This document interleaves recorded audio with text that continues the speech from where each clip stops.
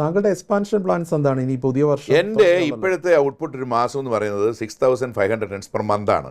2025 ഡിസംബറിലാകുമ്പോഴത്തോട്ട് 10,000 tons per month ആവും. അത്രയും കൂടും. അതെ. അപ്പം ഞാൻ ഒരു 300 മില്യൺ വീണ്ടും അവിടെ ഇൻവെസ്റ്റ് ചെയ്യുകയാണ്.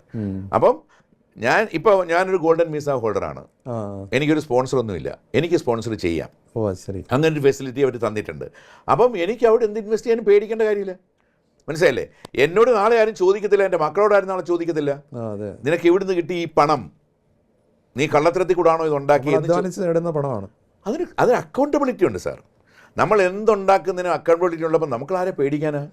ആ നിലയ്ക്ക് തൊഴിലവസരവും കൂടുമല്ലോ. അതല്ലേ താങ്കളുടെ സ്ഥാപനം. ഞാൻ ഈ വർഷം മാത്രം എനിക്ക് 800 ചില ആൾക്കാരെ വീണ്ടും റിക്രൂട്ട് ചെയ്യേണ്ടി വരും. എൻ്റെ എല്ലാ സ്ഥാപനങ്ങളും കൂടെ. അതാണ് എൻ്റെ കാൽക്കുലേഷൻ. ഞാൻ എപ്പോഴും ഇൻഡസ്ട്രി ഡെവലപ്പ് ചെയ്യുമ്പം ആലോചിച്ചിട്ടുള്ളത് തൊഴിൽ കൂടെ കൊടുക്കുക എന്നുള്ളതാണ്. അല്ലാതെ ഞാൻ വെച്ചിട്ടെ സാർ, എനിക്ക് എന്തുണ്ട് സാർ എനിക്ക് കാശ്, എൻ്റെ പിള്ളേർക്ക് എന്തിനാ കാശ്? അല്ലേ? പണമുണ്ടെങ്കിൽ എന്ത് ചെയ്യാം? പണമുണ്ടെങ്കിൽ അഹങ്കാരിക്കാതിരുന്നാൽ മതി.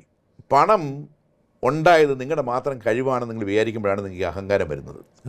ഈ പണം നിങ്ങളിലോട്ട് എത്തണമെങ്കിൽ എല്ലാവരും അധ്വാനിക്കുന്നവരല്ലേ? എത്രയോ മില്യൺസ് ആൾക്കാർ ഈ ലോകത്തുണ്ട്, ഇല്ലേ? ബില്യൺ കണക്കിന് ആൾക്കാരുണ്ട്.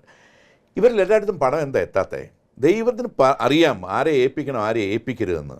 പിന്നെ ഏൽപ്പിച്ചിട്ടുള്ളവൻ അത് മിസ്യൂസ് ചെയ്യപ്പെട്ടിട്ടുണ്ടെങ്കിൽ അതും അവൻ അനുഭവിക്കും. ഏൽപ്പിച്ചിട്ടുള്ളവന് ചില ഉത്തരവാദിത്തങ്ങളൂടെ ഉണ്ട്. അത് നിർവഹിക്കുക എന്നുള്ളതിൻ്റെ കർത്തവ്യമാണ്. ആ കർത്തവ്യത്തിൽ നിലനിൽക്കാത്തവൻ അധപ്പതിക്കുന്നത് നമ്മൾ കാണുന്നില്ലേ? അതൊക്കെ അതിൻ്റെ വ്യക്തമായ കാഴ്ചപ്പാടുകളുള്ളതല്ലേ? അപ്പം നമ്മളിലോട്ട് കിട്ടിയിരിക്കുന്ന വരദാനമായി കിട്ടുന്നതായിട്ടുള്ള കാര്യങ്ങളെല്ലാം നമ്മുടെ സ്വന്തം കഴിവുകൊണ്ടാണ് എന്ന് നീ വിചാരിച്ചിട്ടുണ്ടെങ്കിൽ നീ മൂഢനാണെന്ന് ഞാൻ പറയുള്ളൂ.